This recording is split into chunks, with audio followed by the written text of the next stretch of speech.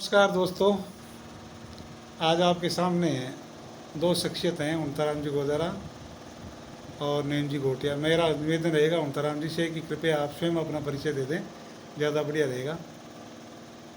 मेरा नाम मुख्ताराम गोदारा है।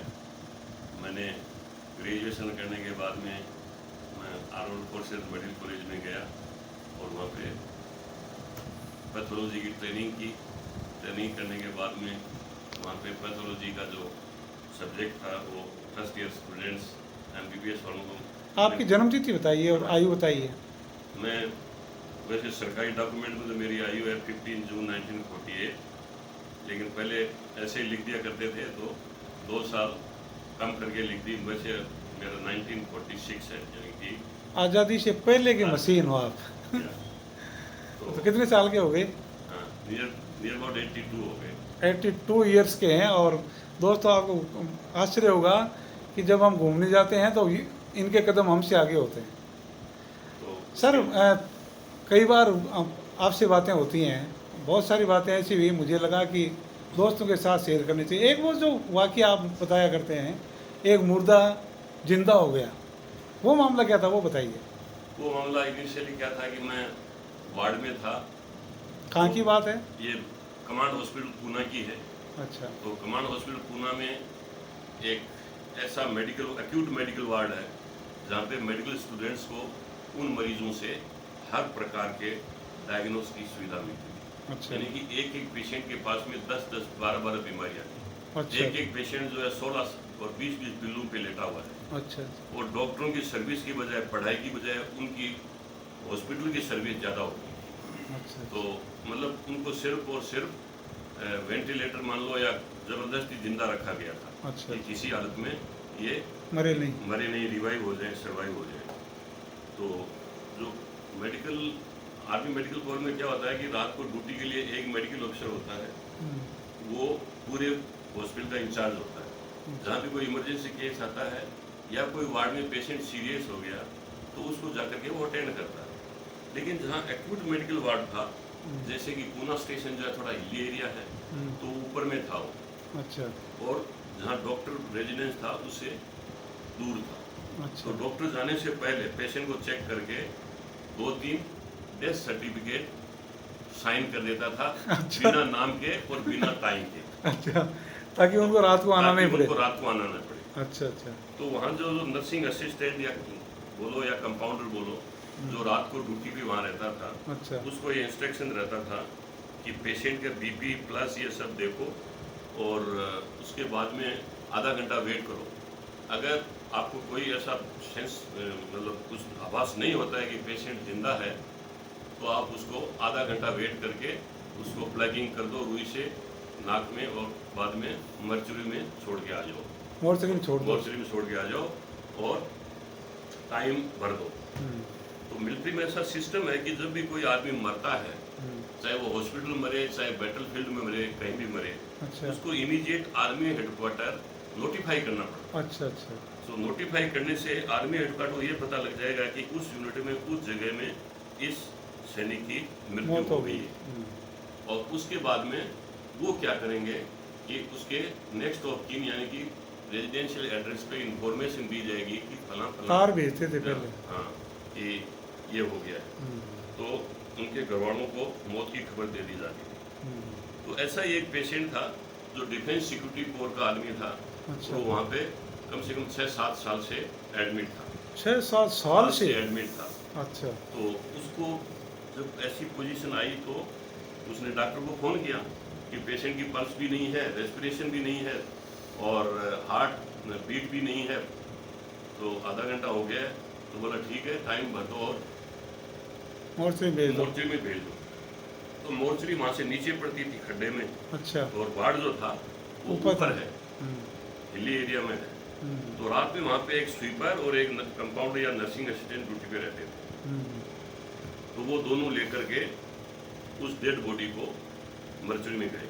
अच्छा। मर्चरी में जा कर के उसको जो टेबल थी जिस पे डेड बॉडी को रखा जाता था, उस पर रख दिया और उसके ऊपर 2-3 सिल्ली बर्फ की रख दी बर्फ सेक दी। और दोनों वापिस आ गए। अच्छा।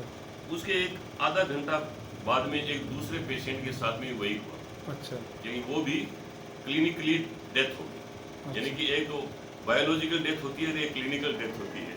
ये क्या होती है? ये होती है कि बायोलॉजिकल डेथ का मतलब वो ही हैज डाइड कंप्लीटली, अच्छा एंड क्लिनिकल डेथ मतलब फ्रॉम डॉक्टर साइड ही has been declared as a dead patient. अच्छा अच्छा तो वो डेड घोषित कर दिया गया।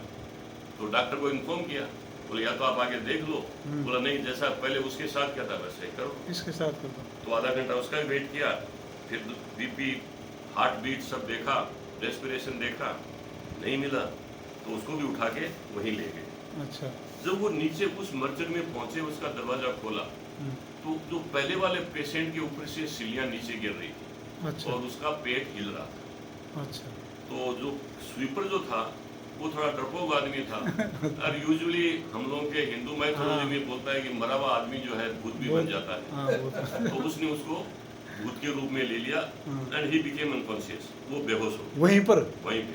अच्छा। वो गिर गया। अभी बेचारा कंपाउंडर अकेला पड़ गया। हाँ उसके पास में एक जिंदी लाश है और एक मरी हुई लाश है। हाँ तो उसने क्या किया, स्वीपर को अलग डाल दिया और जल्दी से जो पहले वाला पेशेंट है, डेड बॉडी है, उसके ऊपर से बर्फ की सीलियों को हटाया हाँ और उसको नीचे रखा उठा के। अभी तो डेड बॉडी नहीं कह सकते क्योंकि वो जिंदा हो गया। हाँ और दूसरा जो लेके आया था उसकी जगह उसको रख दिया अच्छा और उसके ऊपर वही उस वाली सीढ़ियाँ उस पर रख दी। अच्छा और जो जिसका पेट हिल रहा था उसको उठा करके अपने स्ट्रेचर पे फिर रखा। अच्छा उसको लेकर के वो वापस वहीं आया जहाँ से वो पहले आया था। अच्छा। वार्ड में लेके आया। हाँ अभी उसको पसीना आ रहा है कि अभी मैं क्या करूं, क्या होने वाला है विस्फोट। यानी कि जैसे राहुल गांधी बोलते हैं हाइड्रोजन बम फटने वाला है, ऐसा बम फटने वाला है पूरा। यानी कि कमांड हॉस्पिटल पूना के अंदर एक बम फटने वाला है। उसने मोबाइल तो था नहीं, लैंड फोन था, उठा करके कांपते हाथों से डॉक्टर को इन्फॉर्म किया, सर पहले जो पेशेंट मरा था वो जिंदा हो गया। अरे तो पेशेंट तो जिंदा हो गया, उधर डॉक्टर मर गया क्योंकि वो मरने से अपने आप हो गया कि अब तो मैं मर ही गया। साइन कर दिया था। हाँ, क्योंकि जिम्मेदारी तो उसकी है। मतलब that patient was declared dead by that doctor only. Yes. So he is fully responsible for that mistake. Yes अभी बोला क्या किया जाए, बोला अभी आप भुगतो। फिर वो खबर जो है पूरे हॉस्पिटल में फैल गई, लीक हो गई। हाँ। तो हमारे जो हॉस्पिटल के कमांडेंट थे, ब्रिगेडियर YS चिमनी थे, सरदार जी वो भी। अच्छा तो उनको खबर किया गया, बोले सर ऐसा इंसिडेंट हो गया। तो you know Sardar Sikhs are very furious when they listen such type of incidents. बिल्कुल। वो जल्दी से आया, आकर के बोला कि वो कौन ब्लडी फुल डॉक्टर था जिसने उसको डेड घोषित किया। अच्छा तो डॉक्टर था बंगाली, अच्छा कैप्टन दत्ता। अच्छा अभी दत्ता जी को दोनों नीचे वाले पोर्शन खुले हुए हैं, वॉशरूम भी है, बाथरूम भी है और सब कुछ कर रहे हैं वो। तो बोले उसको फिर भी पकड़ के लेके आए, इंसिडेंट की जगह पे वार्ड में लेके आए। तो ब्रिगेडियर साहब ने उसको एक जोर से चाटा लगाया, वो गिर गया and he also became unconscious. वो आधा से ज्यादा तो पहले ही था और थप्पड़ से और ज्यादा अनकॉन्शियस हो गया। अच्छा एंड उसकी डेथ की खबर जो थी वो नोटिफाई हो गई थी अच्छा आर्मी हेडक्वार्टर में। अच्छा तो घर वालों में वहाँ रोना धोना सब शुरू कर दिया। अच्छा Immediately, brigadier said that immediately shared another notification that patient has survived due to our efforts, अच्छा so that our bad name will not go to the public. बिल्कुल बिल्कुल। तो उसने उस बात को संभाला कि मर तो गया था लेकिन हमारे भरसक प्रयास और मेहनत करने के बाद में ठीक हो गया। उनको हमने रिवाइव कर लिया है, सर्वाइव हो गया। तो इसी खबर घर वालों को भेजी गई, वहाँ भी बहुत खुशी की लहर आ गई। और वो पेशेंट मेरे सामने डिस्चार्ज होके गया, यानी कि स्वस्थ होके गया। अच्छा। और वहाँ पे 7 साल और सर्विस की थी। वो आदमी पहले ग्रेडियर में था, रेजिमेंट में था, फाइटिंग फोर्स में। अच्छा वो घर चला गया था रिजर्व में। पहले फौज को रिजर्व भेज देते थे, जब ज्यादा हो जाते थे तो अच्छा। उसको बुलाते थे लड़ाई के टाइम में।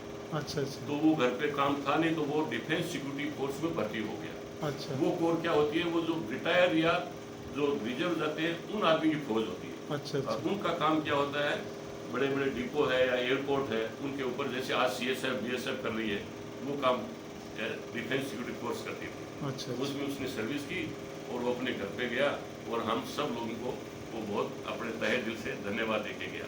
तो अभी ये हम नहीं कैसे हमने बोलेंगे नहीं, आपको जिंदा उसने किया है जो आदमी आपके बाद में मरा है, बिल्कुल बिल्कुल उसकी वजह से आप जिंदा हुए हैं। अगर वो आदमी नहीं मरता तो आप मर गए होते, वहाँ कितना देर तक सर्वाइव करते। सही सही बात। तो उसके बाद में जैसे एज यूजुअली फौज में जो भी मरीज मरता है उसका पोस्टमार्टम होता है, तो पोस्टमार्टम भी हम लोगों ने किया। तो पोस्टमार्टम में तो जितने उसके 8-10 बीमारियां थी उसका तो सामने आया यार, लेकिन उसको क्या था कि जितनी भी पहले दवाइयां वगैरह सब दी गई थी उसके बॉडी के अंदर एक हीट स्ट्रोक टाइप हो गया था। अच्छा तो बाद में जब उसके ऊपर ये मतलब मेडिकल साइंस में लिखा नहीं, डॉक्टर का एजम्पशन है, कंक्लूजन है अच्छा कि अच्छा। जब उसके ऊपर वो बर्फ की शिलियाँ। बर्फ रखी गई तो उससे क्या हुआ, उसका जो हीट स्ट्रोक था वो खत्म हो गया अच्छा। और उसके ऑर्गन्स ने दोबारा काम करना शुरू कर शुरू दिया। और पूरा सांस सर्कुलेशन सब उसके अंदर आ गया। ये एक नया अब प्रयोग हो गया। ये क्या है कि ये एक्सेप्शनल है, ये जिसको हिंदी में क्या बोलते हैं, अपवाद। ये अपवाद था कि मरा हुआ आदमी आधे घंटे पूर्ण घंटे बर्फ की सिल्ली के नीचे रह करके वापिस आ जिंदा जाता है। तो फिर इसलिए हम लोग भगवान को भी याद कर लेते हैं, ये भगवान की भी मर्जी है, हमारी मर्जी नहीं थी। तो ये एक मेरे 18 साल के मेडिकल कैरियर के अंदर ये एक अनहोनी घटना थी। बहुत शानदार, बहुत गजब गजब गजब।